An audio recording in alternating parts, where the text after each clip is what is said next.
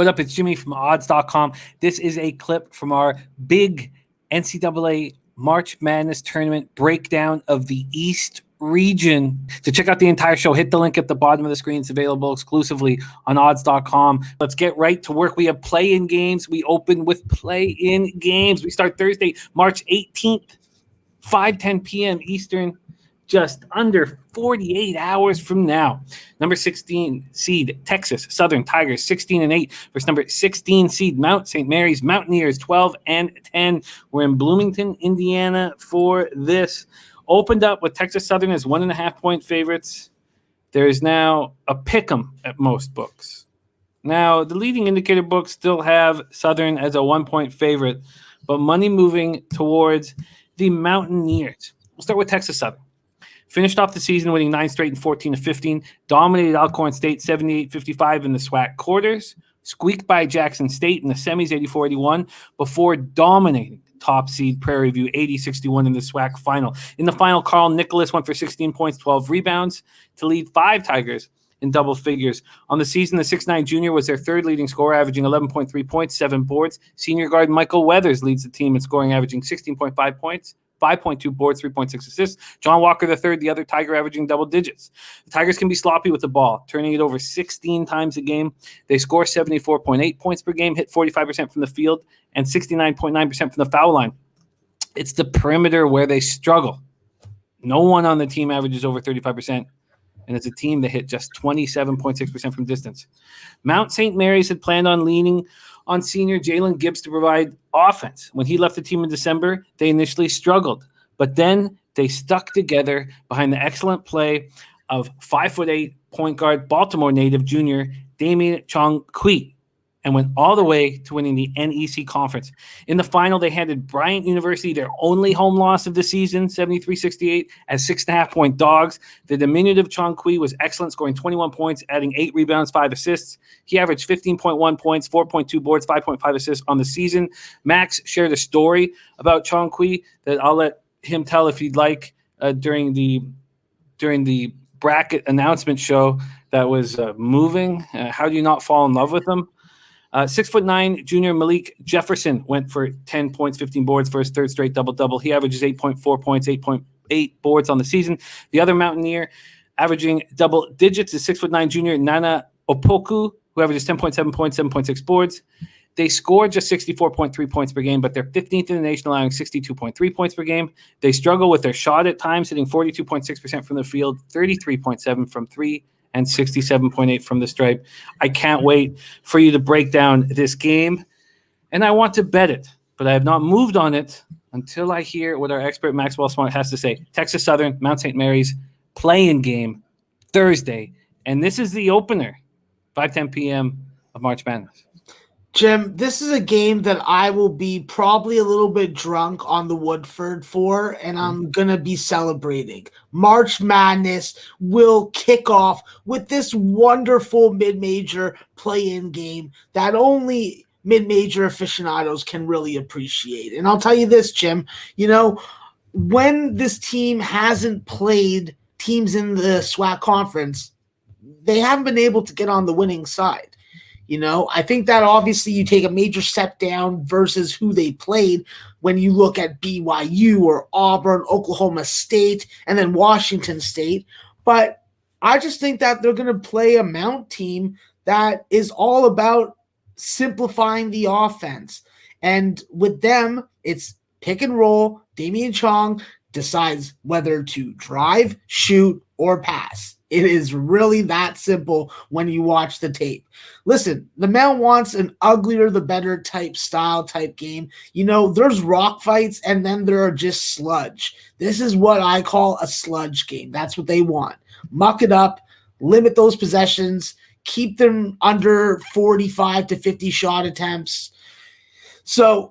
And with Damian Chong, listen, as long as the game is close, he is always in a position to make a clutch shot. While most people will be like, well, frig, he's 5'8". Well, it must mean that the rest of this team is lacking size also. Well, that is not the goddamn case. This is a big team and a tough team to deal with on every other element, on every other side of the court. there isn't a guy that plays major minutes that isn't 6'4", 6'5", or taller. So while Damian Chong is the smallest guy on the floor, he definitely is a definite vampire when it comes to sucking the blood out of your defense.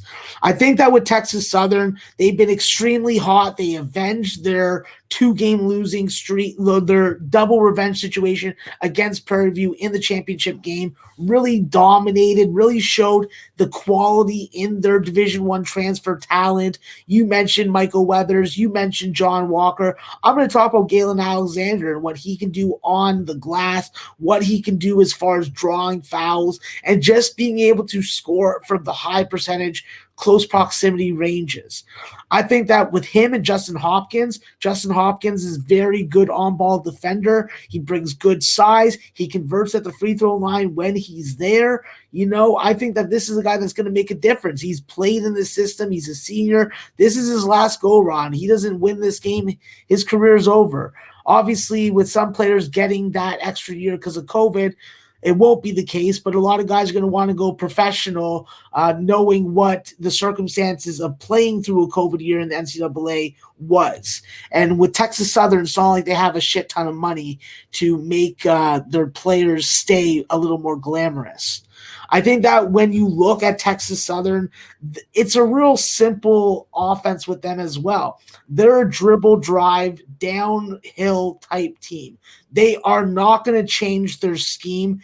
They are just going to take it right at the size of Mezi Offram, of Apoku, of Jefferson. So it's going to be a real interesting matchup to see how the refs call the game.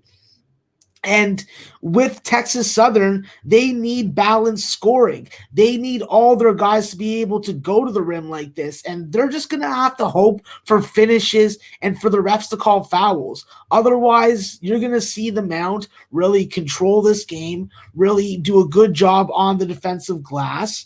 And I think that when you look at it, you need an outlier performance from the Mount, and I think that Mezi Offram's the guy to do it. We saw the mid-range game against Bryant.